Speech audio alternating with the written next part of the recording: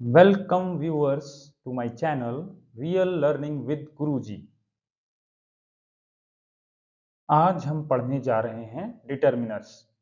इस टॉपिक को हम क्लास 9th के सीबीएसई के सिलेबस को ध्यान में रखकर पढ़ेंगे। तो चलिए देखते हैं सबसे पहले इसकी डेफिनेशन को। Definition: a determiner is a word that comes before the noun or noun phrase. It tells us whether the noun is specific or general। चलिए इसको हिंदी में समझते हैं।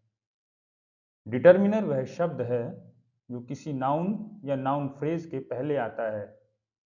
यह हमें बताता है कि जिस नाउन के पहले इसे लगाया गया है वह सामान्य है या फिर विशेष है। डिटर्मिनर्स को समझाने से पहले मैं आपको बताना चाहता हूं कि डिटर्मिनर्स का प्रयोग आप काफ़ी समय से करते आ रहे हैं, लेकिन हो सकता है कि शायद आपको पता ना हो। डिटर्मिनर्स कई प्रकार के हैं और कई सारे हैं। अब जो एग्जाम्पल्स आप देखने वाले हैं उन्हें देखकर आपको पता चल जाएगा कि आप डिटर्मिनर्स को बहुत पहले से जानते हैं। चलिए एग्जाम्पल्स देखते हैं। I am a boy.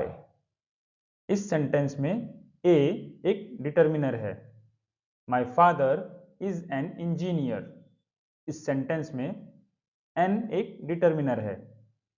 I have many books on English language. इस सेंटेंस में मैनी एक डिटर्मिनर है। Mohan is the principal of this school. इस फोर्थ सेंटेंस में प्रिंसिपल से पहले दी और स्कूल से पहले दिस, ये दोनों ही डिटर्मिनर्स हैं। इन एग्जाम्पल्स में जो वर्ड अंडरलाइन किए गए हैं वे सभी डिटर्मिनर्स हैं। चलिए अब फिर से चलते हैं डिटर्मिनर्स की डेफिनेशन की तरफ। यहां बताया गया है कि डिटर्मिनर वह शब्द है जो किसी नाउन या नाउन फ्रेज के पहले आता है। अब आपके लिए यह जानना जरूरी हो जाता है कि नाउन क्या है और नाउन फ्रेज क्या है। वैसे तो नाउन का अपना एक चैप्टर है जिसे अलग से पढ़ने पर इसे अच्छी तरह से समझा जा सकता है, पर अभी के लिए आप बस केवल इतना याद रखें कि नाउन को हिंदी में संज्ञा कहा जाता है और नाउन वह शब्द है जो किसी व्यक्ति, वस्तु, स्थान आदि के नाम के रूप में प्रयोग किया जाता है। चलिए नाउन और नाउन फ्रेज के एग्जाम्पल्स देखते हैं। नाउन्स, यहां कुछ नाउन्स के एग्जाम्पल हैं, देखिए। रमेश किसी व्यक्ति का नाम, गंगा नदी का नाम या फिर किसी व्यक्ति का नाम, पार्क जगह का नाम, चेयर यानी कुर्सी वस्तु का नाम, हिमालय पर्वत का नाम। चलिए अब नाउन फ्रेजेस के कुछ उदाहरण देखते हैं, एग्जाम्पल देखते हैं। Railway station, principal of this school, इस स्कूल के प्रधानाचार्य। बुक्स ऑन द टेबल, मेज पर रखी पुस्तकें। नाउन और नाउन फ्रेज में बस केवल इतना ही अंतर होता है कि नाउन केवल एक शब्द का होता है, जबकि नाउन फ्रेज दो या अधिक शब्दों से मिलकर बनता है। इन एग्जाम्पल्स में आप नाउन और नाउन फ्रेज के डिफरेंस को समझ सकते हैं। चलिए अब नाउन फ्रेज की डेफिनेशन समझते हैं। शब्दों का वह समूह जो नाउन की तरह कार्य करे उसे नाउन फ्रेज कहते हैं। अब यहां यह जानने की भी जरूरत है कि नाउन काम क्या करता है। इसका जवाब बहुत ही आसान है कि नाउन किसी भी वाक्य में सब्जेक्ट या ऑब्जेक्ट का काम करता है।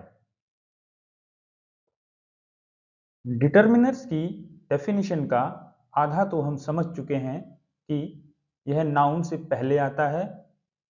अब आधा और समझ लेते हैं जिसमें कहा गया है कि यह बताता है कि जिस नाउन के पहले इसे प्रयोग किया गया है वह साधारण है या फिर विशेष है। इस बात को समझने के लिए मैंने कुछ एग्जाम्पल्स लिए हैं जो कि आप इस समय देख रहे हैं। इनमें डिटर्मिनर्स को अंडरलाइन किया हुआ है। चलिए इन्हें एक एक करके समझते हैं। पहला example, yesterday my father gave me a pen. Unfortunately today I lost that pen. इसकी हिंदी होगी, कल मेरे पापा ने मुझे एक पेन दिया, दुर्भाग्यवश आज मुझसे वह पेन खो गया। इस सेंटेंस में आप देखें कि सेंटेंस का जो पहला भाग है उसमें पेन से पहले ए का प्रयोग किया गया है और सेंटेंस के दूसरे भाग में पेन से पहले दैट का प्रयोग किया गया है। सेंटेंस के दूसरे भाग में दैट हमें ये बताता है कि यहाँ पर वही पेन खोया है जो मेरे पिताजी ने मुझे कल दिया था। अगर सेंटेंस के दूसरे पार्ट में हम दैट की जगह पर ए लिखें तो इस सेंटेंस की हिंदी बन जाती है, unfortunately today I lost a pen. दुर्भाग्यवश आज मुझसे एक पेन खो गया। तो जब हम ऐसा कहते हैं कि आज मुझसे एक पेन खो गया तो इससे यह बिल्कुल पता नहीं लगता कि मुझसे कौन सा पेन खोया है। जो पेन कल पिताजी ने दिया था वह पेन खोया है या किसी और ने दिया था वो खोया है, मैंने खरीदा है वो खोया है, कुछ पता नहीं लगता है। लेकिन जब हम दैट का यूज कर लेते हैं यहाँ पे सेंटेंस के दूसरे पार्ट में पेन से पहले, तो ये इस पेन को यानी इस नाउन को एक विशेष बना देता है, स्पेसिफिक बना देता है इस नाउन को। तो अब आप समझ गए होंगे कि डिटर्मिनर किस प्रकार से किसी भी नाउन को स्पेसिफिक या जनरल बनाता है। इस सेंटेंस का जो पहला पार्ट है, yesterday my father give me a pen, इसके अंदर जब ए का यूज किया गया है पेन से पहले, तो इसका अर्थ ये होता है कि मेरे पिताजी ने कल मुझे एक पेन दिया। अब पेन दिया, वो पेन किस तरह का है, कैसा है, इसके बारे में कोई भी जानकारी नहीं है, बस केवल यहाँ पेन के बारे में बताया गया है। तो हम कह सकते हैं कि यहाँ पे पेन जो है वो एक जनरल नाउन के तौर पे यूज किया गया है और उसको जनरल बनाता है हमारा डिटर्मिनर ए। सेकंड एग्जांपल पे चलते हैं। Last year I borrowed a loan to buy a car. This year I paid the loan on time. दूसरे एग्जाम्पल की हिंदी है, पिछले साल मैंने कार खरीदने के लिए एक लोन लिया था। और सेकंड जो इसका सेंटेंस है, सेकंड पार्ट है, उसकी हिंदी है, इस साल मैंने वो लोन समय पर चुका दिया। अब आप यहाँ देखिए कि इसमें दो सेंटेंसेस हैं। पहले सेंटेंस में एक वर्ड है लोन, उससे पहले क्या यूज किया गया है, ए। जबकि सेंटेंस के जो यानी कि दूसरा सेंटेंस है उसमें लोन से पहले क्या इस्तेमाल किया गया है, दी। ऐसा क्यों है, चलिए समझते हैं इसको। जब हम कहते हैं कि last year I borrowed a loan to buy a car, तो यहाँ इसका एक लोन का साधारण सा अर्थ आता है कि पिछले साल मैंने कार खरीदने के लिए एक कर्ज लिया। लेकिन सेंटेंस के दूसरे भाग में उसी लोन को चुकाने की बात की गई है, इसीलिए यहाँ पर आया है this year I paid the loan on time. इस साल मैंने उस कर्ज को समय पर चुका दिया। यानी हम लोन की तरफ लोन को विशेष बनाना चाहते हैं और बताना चाहते हैं कि इस साल मैंने उसी लोन को चुकाया है। हो सकता है कि भाई मैंने और भी लोन लिए हों, पिछले साल लिया है कार खरीदने के लिए, पिछले साल कोई स्कूटर खरीदने के लिए लिया हो, या पिछले से पिछले साल हमने और कोई लोन लिया हो किसी काम के लिए, घर बनाने के लिए, फर्नीचर खरीदने के लिए। तो हम फोकस करना चाहते हैं कि मैंने इस साल वो लोन चुकाया है जो कार खरीदने के लिए लिया था। तो इस तरह से सेंटेंस के दूसरे भाग में जो दी का यूज किया गया है वो लोन को स्पेसिफिक बनाता है। अगर आप और अच्छे से समझना चाहते हैं तो सेकंड पार्ट के अंदर लोन से पहले जो दी है उसको हटा करके आप ए लिखिए और फिर उसको पढ़ करके देखिए क्या अर्थ आता है। This year I paid A loan on time, इसका अर्थ हो जाएगा इस साल मैंने समय पर एक कर्ज चुकाया। अब समय पर एक कर्ज चुकाया, कौन सा कर्ज चुकाया, इससे बिल्कुल भी पता नहीं लगता। हो सकता है मेरे ऊपर 2 कर्ज हो, 3 कर्ज हो, 4 कर्ज हो, उसमें से मैंने एक कर्ज चुका दिया, या हो सकता है एक ही कर्ज हो, मैंने उसको चुका दिया। लेकिन वो कौन सा कर्ज था, कब लिया था, किस पर्पज के लिए लिया था, कुछ भी पता नहीं लगता है। तो इसलिए जब भी हम दी, दैट, इस तरह के डिटर्मिनर्स का यूज करते हैं तो वो नाउन को स्पेसिफिक बनाता है। उम्मीद करता हूं आपको समझ आ गया होगा। चलिए अब चलते हैं अपने थर्ड एग्जाम्पल पर। थर्ड एग्जाम्पल है दिस इज अ पेन, और फिर इसका अगला भाग है this is my pen. First part की हिंदी हो जाती है यह एक पेन है, और सेकंड सेंटेंस की जो हिंदी है यह मेरा पेन है। तो फर्स्ट सेंटेंस के अंदर पेन से पहले ए यूज हुआ है, तो यहाँ पर ए जो है ये बताता है कि पेन जो नाउन है वो यहाँ पर एक सामान्य नाउन है। क्यों? क्योंकि पढ़ने से भी आपको खुद पता लग रहा है, सेंटेंस कह रहा है दिस इज अ पेन, यह एक पेन है। कैसा पेन है, किसका पेन है, कुछ भी इसका खास अर्थ निकल के नहीं आ रहा, बस एक सामान्य सा अर्थ निकल कर के आ रहा है कि यह एक पेन है। और जब इसका आप सेकंड भाग देखें दिस इज माय पेन, तो ये माय जो है ये भी एक डिटर्मिनर है, और ये पेन को स्पेसिफिक बनाता है, यहाँ विशेष बनाता है। क्यों? क्योंकि पेन का संबंध किसी के साथ जोड़ देता है। ये बोलता है दिस इज माय पेन, यह मेरा पेन है, यानी पेन का संबंध अब मेरे से हो गया। तो इसलिए यहाँ पे पेन एक स्पेसिफिक नाउन बन जाता है। उम्मीद करता हूं आपको समझ आ रहा होगा। अगर फिर भी कोई समस्या है, डाउट है, तो आप कमेंट करके जरूर पूछें। यहाँ पर किसी नाउन को विशेष बोलने का अर्थ यह है कि वह नाउन क्या है, वह बोलने वाला और सुनने वाला अच्छी तरह से समझते हैं।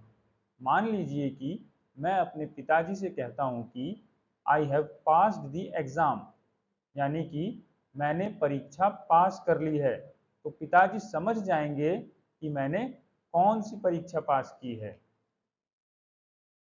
चलिए अब आगे बढ़ते हैं। मैं आपको बताना चाहता हूं कि ग्रामर की अलग अलग बुक्स में टाइप्स ऑफ डिटर्मिनर्स को अलग अलग तरीकों से बताया गया है, लेकिन हम यहाँ पर टाइप्स ऑफ डिटर्मिनर्स को उसी तरह से पढ़ेंगे जैसा कि गवर्नमेंट स्कूल्स के द्वारा दी गई ग्रामर की बुक, वर्कबुक में बताया गया है। देखते हैं types of determiners. First articles, second possessives, third demonstratives, fourth numerals, fifth ordinals and sixth quantifiers। आप यहाँ पर इस पिक्चर में देख सकते हैं, जो कि मैंने उसी बुक से लिया है जो कि गवर्नमेंट स्कूल्स के द्वारा अपने स्टूडेंट्स को दी गई है। इसमें आप देखिए टाइप्स ऑफ डिटर्मिनर्स 6 बताए गए हैं। आर्टिकल्स में हमारे पास हैं ए, एन, दी। पोसेसिव्स में है my, your, his, her, its, our, their, whose. Demonstratives में है this, that, these, those. Numerals में है 1, 2, 3, 4। ऑर्डिनल्स में first, second, next, last. Quantifiers में many, few, some, every, much, a lot of, any, less. यहाँ पर आर्टिकल्स तो पूरे बताए गए हैं ए एन दी। पोसेसिव्स में सारे नहीं है, कुछ बताए गए हैं एग्जाम्पल के तौर पे। डिमॉन्स्ट्रेटिव, न्यूमेरल्स, ऑर्डिनल्स और क्वांटिफायर्स, इन सब में भी सारे के सारे नहीं बताए गए हैं, बस उसमें से कुछ ही यहाँ पर बताए गए हैं, इसके अलावा और भी होते हैं। मैं आपको यहाँ बता देना चाहता हूँ कि ये जो 6 टाइप्स ऑफ डिटर्मिनर्स हैं, इसमें थोड़ा सा समय आर्टिकल्स में लग सकता है और थोड़ा समय क्वांटिफायर्स में लगता है समझने में, क्योंकि इसके अंदर रूल्स ज़्यादा हैं।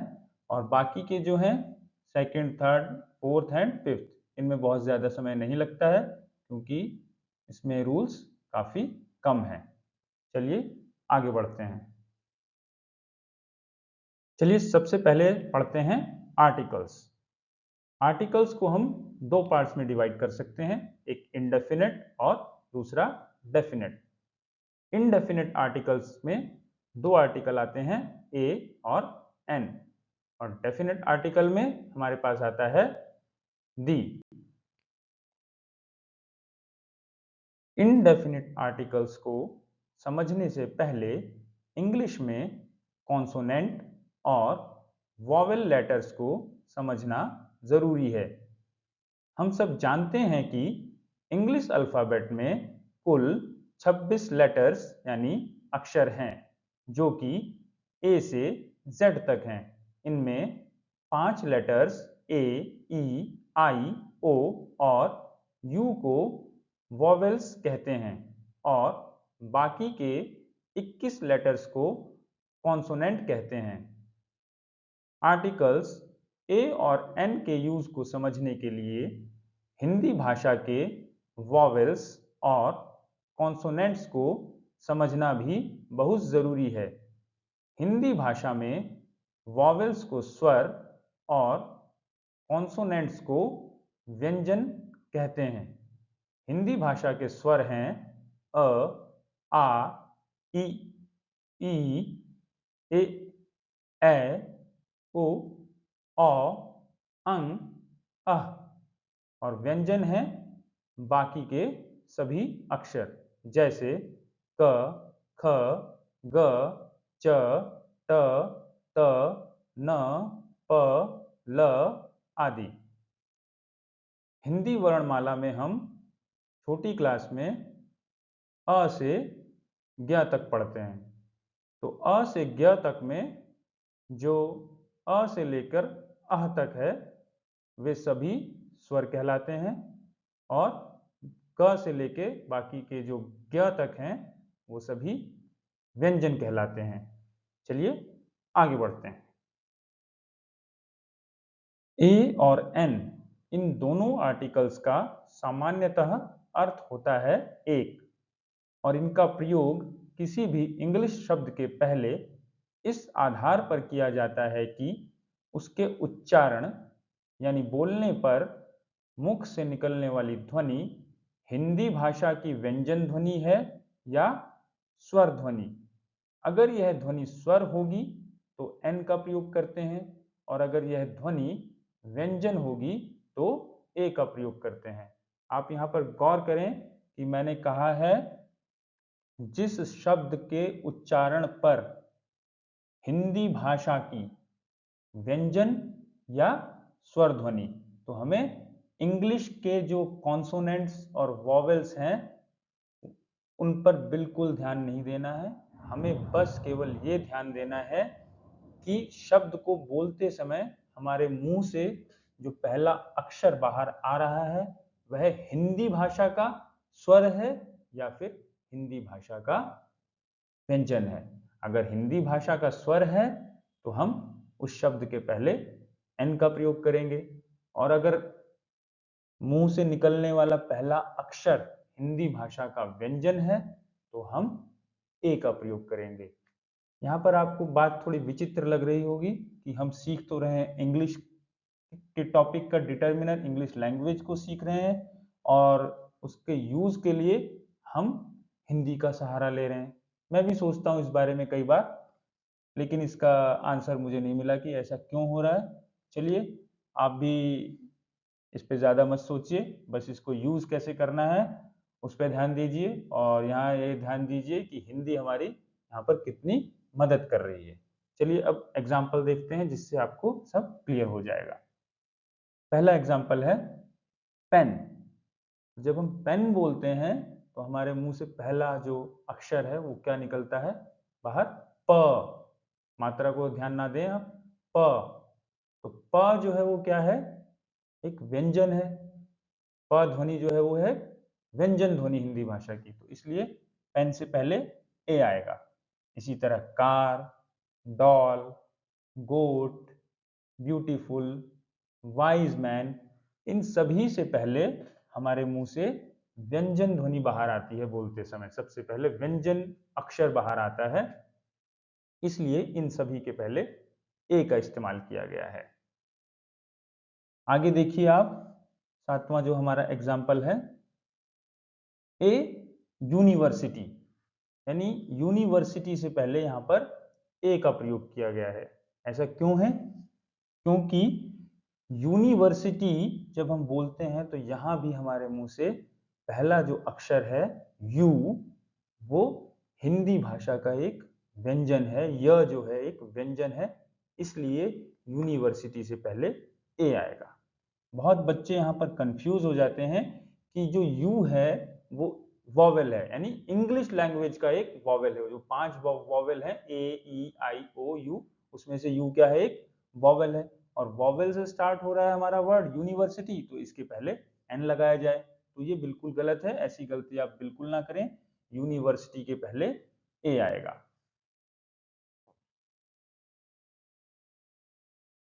आठवां एग्जाम्पल देखिए, अम्ब्रेला।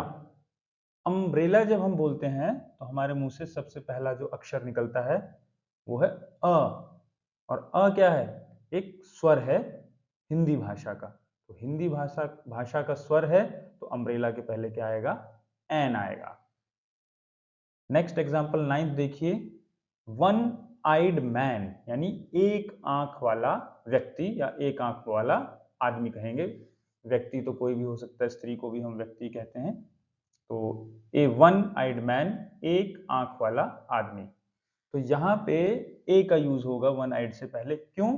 क्योंकि जब हम वन बोलते हैं तो हमारे मुंह से व्यंजन बाहर आता है, व बाहर आता है सबसे पहले।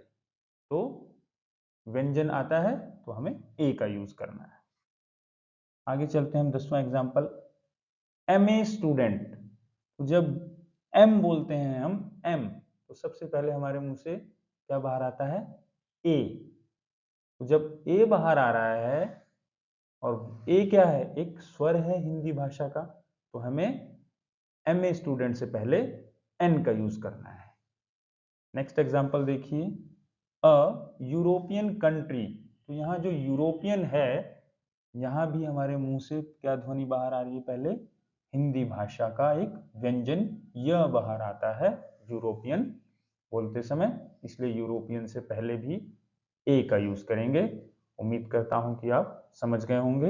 अगर आपको वीडियो अच्छा लग रहा है, चीजें समझ में आ रही हैं, तो वीडियो को लाइक करें, शेयर करें और सब्सक्राइब भी करें। अगर आपको किसी भी तरह का कोई डाउट हो तो आप कमेंट करके जरूर पूछें। आज की क्लास में बस इतना ही। अगली क्लास में हम पढ़ेंगे यूज ऑफ दी, और यूज ऑफ दी को पढ़ने के साथ साथ हम करेंगे ढेर सारे एग्जाम्पल्स, जिन्हें करने के बाद यह टॉपिक आपको लगने लगेगा बहुत ही आसान, और जिससे आप बन जाएंगे अपनी क्लास के टॉपर। ढेर ढेर सारे एग्जाम्पल्स के साथ साथ हम उन सारे क्वेश्चंस को भी करेंगे जो कि गवर्नमेंट स्कूल से मिलने वाली क्लास 9th की इंग्लिश ग्रामर वर्कबुक में दिए गए हैं। दूसरी क्लास करने के बाद और एग्जाम्पल्स करने के बाद आपको ये टॉपिक किसी भी एग्जाम में बिल्कुल परेशान नहीं करेगा, ये है मेरी guarantee. Please don't forget to subscribe the channel if you have learned something new from this video.